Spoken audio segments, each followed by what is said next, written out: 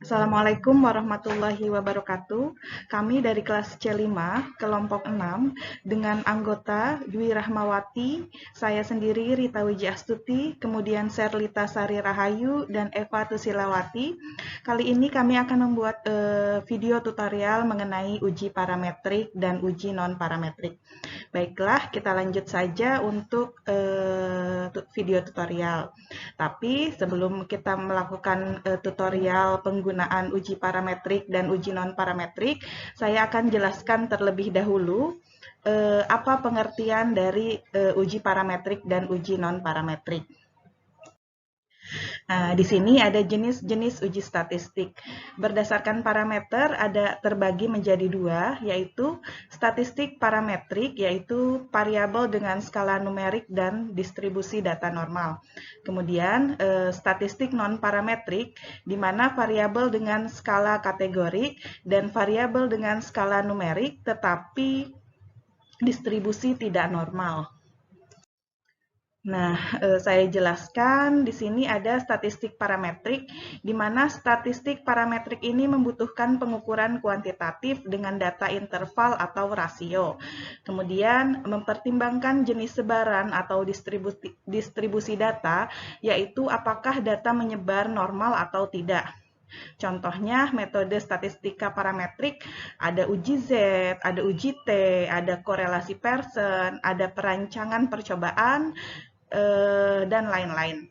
Nah, kali ini saya akan mencoba melakukan uji korelasi Pearson. Untuk penjelasan dari uji korelasi Pearson-R correlation, ini kita bisa lihat bersama ya, di mana untuk mengukur kekuatan dan arah hubungan linier dua variabel. Nah, baiklah kita lanjut ke soalnya langsung ya. Kita latihan terlebih dahulu. Pertama, kita buka SPSS-nya terlebih dahulu.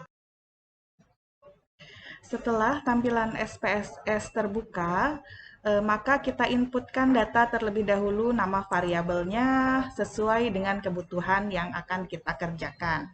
Ini saya masukkan Y di sini dengan label perkembangan balitanya, kemudian X1 ini pengetahuan dari ibunya, kemudian X2 intensitas pemberian ASI eksklusif. Setelah selesai, kita kembali ke data view. Kemudian kita inputkan hasil-hasil dari penelitian kita. Lalu bagaimanakah untuk melakukan uji korelasinya? Kita lakukan klik analyze. Setelah klik analyze, kita pilih correlate, bivariate. Nah, kita masukkan variabel mana sajakah yang akan kita lakukan uji korelasi. Nah, ini saya pilih variabel Y, X1, dan X2. Untuk melakukan uji korelasi Pearson, kita klik Pearson, kemudian tesnya to tailored, kemudian kita klik OK. Maka akan muncul di outputnya seperti ini. Nah, untuk nilai p-value-nya, kita bisa lihat ini 0, kita baca dulu yang Y dengan X2 ya. Di sini 0,017. Nah, artinya ini lebih kecil dari 0,05, maka nilainya signifikan. Dengan nilai korelasinya 0,671, ini artinya korelasinya kuat. Seperti itu teman-teman. Kita lanjut ya. Di sini saya sudah jelaskan satu uji parametrik. Oke, selanjutnya kita masuk ke uji statistik non-parametrik, di mana uji non-statistik parametrik ini membutuhkan data dengan data numerik atau kategorik. Statistik non-parametrik juga merupakan statistika bebas sebaran, yaitu tidak mensyaratkan bentuk sebaran parameter populasi, baik normal atau tidak. Nah, kita ada beberapa contoh metode statistik non-parametrik. Ada binomial test, chi-square test, median test, Friedman test. Nah, kali ini saya akan mencontohkan uji non-parametrik dengan chi-square test. Nah, saya jelaskan terlebih dahulu untuk chi-square test.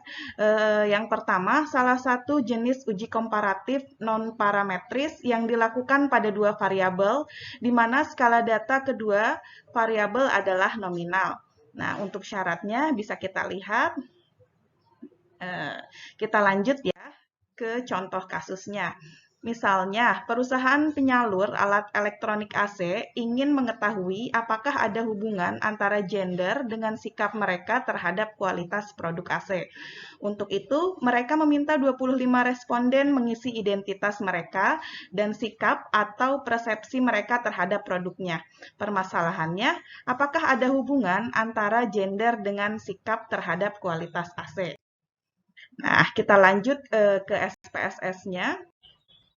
Setelah kita buka aplikasi SPSS-nya, kita inputkan dulu variabel yang kita butuhkan pada variabel view. Di sini saya menulis gender dengan nilai value, yaitu 1 laki-laki, 2 wanita. Kemudian variabel yang kedua adalah sikap, di mana value-nya yang satu berkualitas, 2 tidak berkualitas. Nah, kemudian kita klik sheet yang data view, kita inputkan sesuai hasil penelitian yang kita dapatkan. Seperti ini. Lalu bagaimanakah cara menguji dengan statistik non-parametrik yang saya pilih, yaitu dengan uji chi-square. Nah, kita klik Analyze, kemudian pilih Descriptive Statistik, pilih Cross-Tab. Nah, di sini untuk gender kita klikkan ke dalam kolom row, kemudian sikapnya kita klik ke dalam kolom.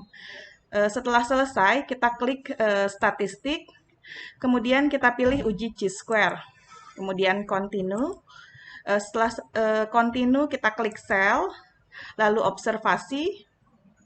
Nah, lanjut continue, kemudian klik OK. Maka akan muncul tampilan pada outputnya seperti ini. Ada case processing summary, ada gender dan sikap konsumen dengan cross tabulation. Kemudian ini untuk hasil uji chi-square-nya. Ini kita bisa lihat nilai p-value-nya. Untuk nilai p-value-nya adalah 0,121, di mana ini lebih besar dari 0,05. Maka hasilnya tidak ada hubungan antara gender dengan sikap konsumen. Untuk nilai chi-square-nya adalah 2,4. Nah, itu teman-teman yang dapat saya jelaskan mengenai uji chi-square. Nah, setelah selesai kita melakukan analisa, maksud saya uji non-parametrik, kita bisa lakukan klik save as atau save sesuai dengan kebutuhan kita. Seperti itu. Terima kasih, semoga bermanfaat. Akhir kata, wabillahi taufiq wal hidayah. Wassalamualaikum warahmatullahi wabarakatuh.